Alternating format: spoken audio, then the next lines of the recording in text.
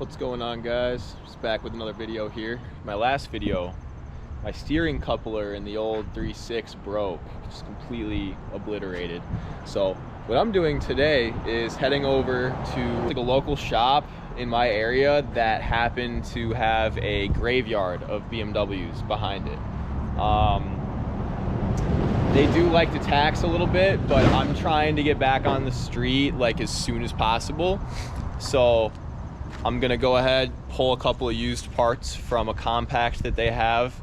And I'm also going to pull a steering coupler from an E34. What's cool about that is instead of there being like a rubber section in that coupler, it's just an all metal U-joint. And it's just basically a lot stronger. It's a good upgrade before going to a fully solid steering shaft. It's an absolutely beautiful day today in Syracuse, New York. You know, just love the bleak gray skies and rain. I got some basic tools with me, just the floor jack, basically everything that I took to the drift event because I haven't unloaded my truck yet. So I'll be there in about 5 minutes, and it's basically just gonna look around the yard and see what I have to work with, and then start pulling some parts. Okay, we're here. Just gonna head back over yonder and grab some stuff. Fuck. This is not exactly the best terrain. Here we go. Oh, welcome to BMW world, or Euro car world, I guess. If I remember correctly, back in there should be an E36 compact. Holy shit. Look at all those cars. I never really fully explored this yard. Okay, anyways, I think we'll start with the E34, pulling the steering shaft coupler. And look at that, there's a black E34 right there. Perfect. So we'll get our jack. Let's see. Oh, I'm sure it's gonna be so crunchy. Oh. Okay. Oh, no, it's crunching.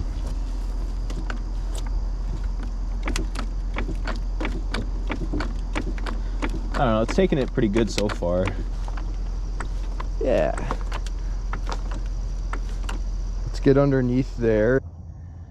This is looking pretty rough. Not the U-joint, but just the bolts themselves. I mean, that's pretty bad. Oh God, I'm already getting shit in my eyes. I got lucky. I was worried about the hardware, but as you can see, it's broken loose and it's coming off no problem.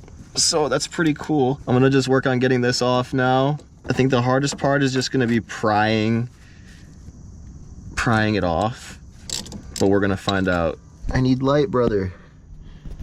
Casually, just a spider hanging out right in front of my face. That's awesome. Oh wait, I have a mini hammer.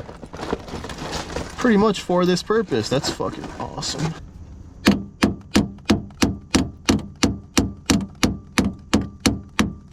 I got both of the bolts loose, and what I'm doing right now is just kind of prying up on this thing. I'm trying to get it off of those splines there. It's almost there. It's very, very close. I need like something longer. We got it out. Good to go there. So I'm just trekking through the wilderness here because if I remember correctly, so this is an E36 right here. I'm almost certain there should be a gray E36 compact back here, which I think this is it right here.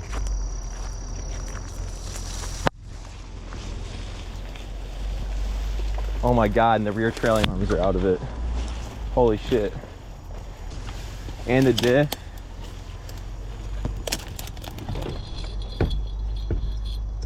and it rotates.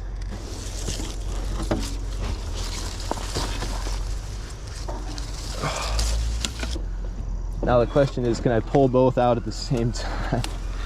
Because these fuckers are heavy. Whole trailing arm setup is ridiculous. Okay.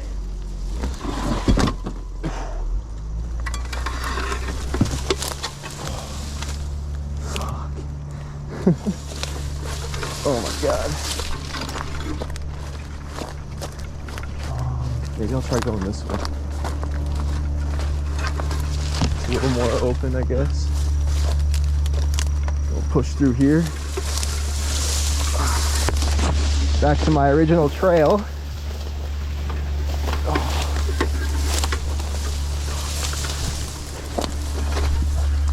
Yes. Made it out.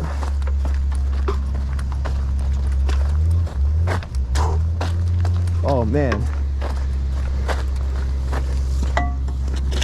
Definitely got my workout today. Got those two. Compact stuff is just, it's really hard to come by. So when I have an opportunity to grab parts, I do my best to take advantage. Every time I come to this yard, I end up leaving with way more shit than I planned on. Get this diff. Hey, you're coming with me, buddy.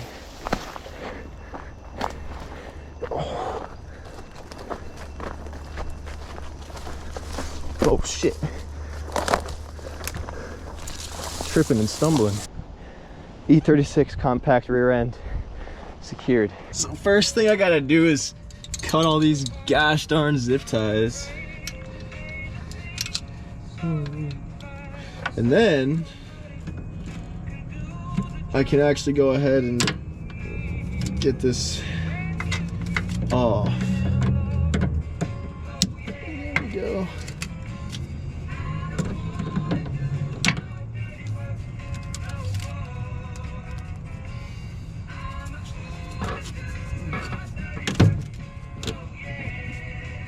Man, this thing's so cooked. Literally, the whole bushing just exploded. It's insane. I've never seen something like that happen before, but I've also never really been involved in drifting before, so. Okay, so pop these off here. This one's nice and easy to work on. Arizona car, so there's like no risk of rust like at all.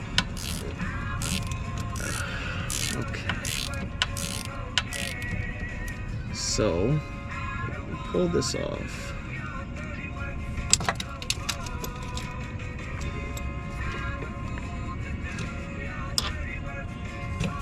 Oh, wow, that came off so easy, holy shit. Continue on to this one.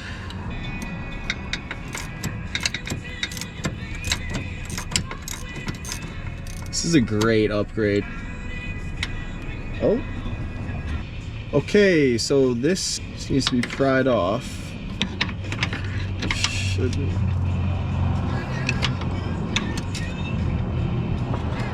Yeah, there she goes.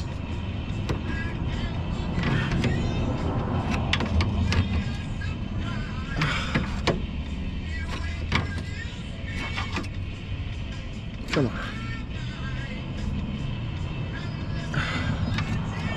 There she goes. Nice. So I'm definitely gonna take a wire brush to this. It's like super gummed up, both sides. This side's honestly not bad, but this side definitely could just use a little bit of cleaning up. So at this point, all I gotta do is take the E34 coupler off of the steering shaft that came off with it. And all I'm gonna need to do is just put it in the vise and then we'll just literally pull the thing off.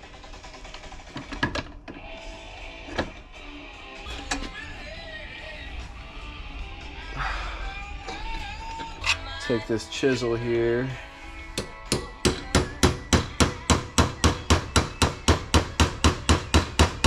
Try to spread that out a bit. Let's use an extension. It's moving now.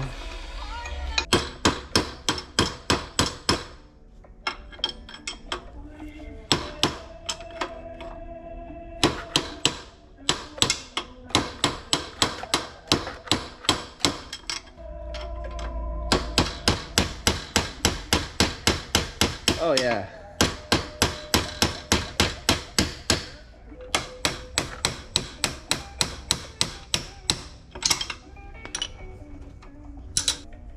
I mean, there's no play in this thing at all. Seems to be in pretty solid shape. I'm gonna clean it up. Basically just reapply grease and then install it. This is pretty much the exact same design as like a aftermarket solid coupler. Honestly, like there's no difference really, except for probably stronger parts in this because it's fucking OEM. Part number if anybody's looking for it. It's WETS 1S94 BMW. Took a little break. It's starting to get a little dark. We got her all greased up though. I recommend putting a very, very large amount of grease on these. Other thing you're going to want to do is differentiate these two yokes. There's one that's a little bit longer, this one, and then this one's a little bit shorter. This one, so it's basically, it's going to go like this on the steering shaft. So this is going to go on your steering box, this bottom one. Then this is going to go on the shaft that connects to the shaft that comes off the steering wheel. Once you differentiate those two, you're going to want to start with the one that goes in the steering box, this longer one. Get a chisel. You're going to want to wedge that Johnson in there. Basically just like widen out those splines a little bit. From there, like I said, just apply a generous amount of grease on the splines. We're down here. This is the steering box. These are the splines that you're going on. Chisel is opened up the splines on the yoke. So at this point, you're just gonna wanna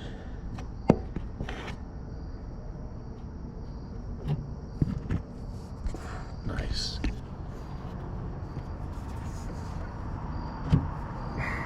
So we got it on there. That's all solid. Then we got our other shaft. Here's where it gets a little tricky. Because what you got to do is like line this up. Basically like pry this upwards for it to spline into this shaft here.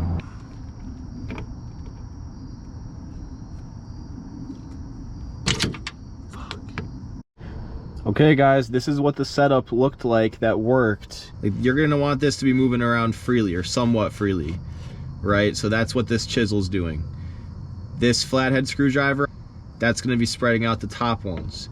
So you're gonna wanna kind of just get this steering shaft kind of lined up with the yoke, just to like get it in there enough. Verify that you got it in there, like turn it a little bit, make sure that this coupler is turning with the shaft. Because otherwise you're going to mess up the splines and then you're going to have much bigger problems.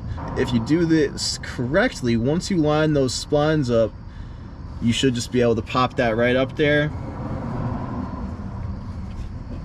And there you go.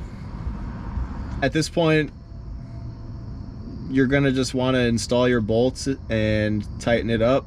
I would use some Loctite on the bolts just so, you know, nothing happens. You never know, right?